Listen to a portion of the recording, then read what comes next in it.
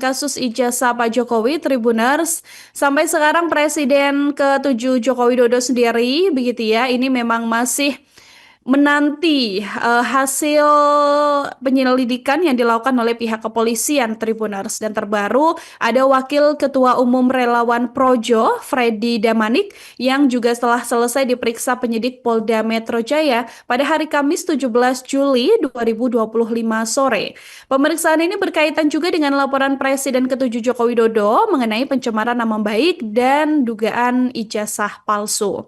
Adapun Freddy ini hadir Tribuner sebagai saksi pelapor dan dimintai keterangan selama beberapa jam, begitu ya. Ada kurang lebih 42 pertanyaan yang ditanyai oleh penyidik dalam pemeriksaan di Mapolda Metro Jaya.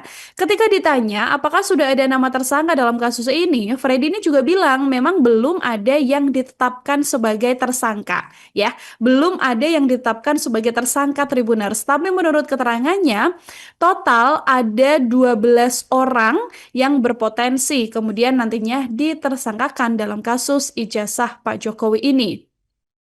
Yang mengejutkan juga, Tribuner, salah satu nama yang disebut dalam proses pemeriksaan ini adalah ada nama yang cukup baru, yaitu mantan Ketua KPK Abraham Samad.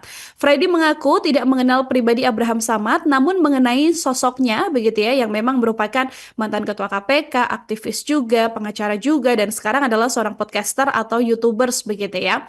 Isu soal mantan Ketua KPK Abraham Samad ikut terseret dalam kasus tudingan ijazah palsu Pak Jokowi ini memang sampai sekarang masih menimbulkan tanda tanya, Tribuners, karena nama Abraham Samad ini kan memang muncul dari keterangan beberapa rekannya, termasuk Wakil Ketua TPUA Rizal Fadilah. Dari informasi yang diungkapkan Rizal Fadilah bahwa ada 12 nama terlapor dalam kasus Pak Jokowi. Ke-12 nama terlapor ini diklaim sudah terlampir dalam surat pemberitahuan dimulainya penyidikan atau SPDP yang diserahkan penyidik Subdit Kamnek di Treskrimum Polda Metro Jaya.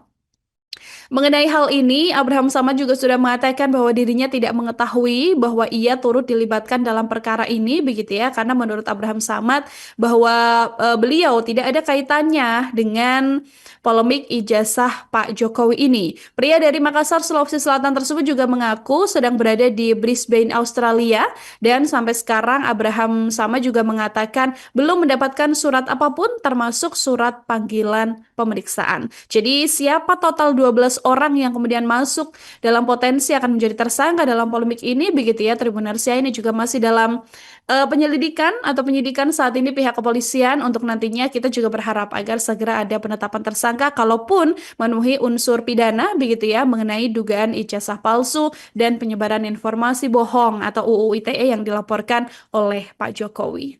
Download Tribun X sekarang, menghadirkan lokal menjadi Indonesia.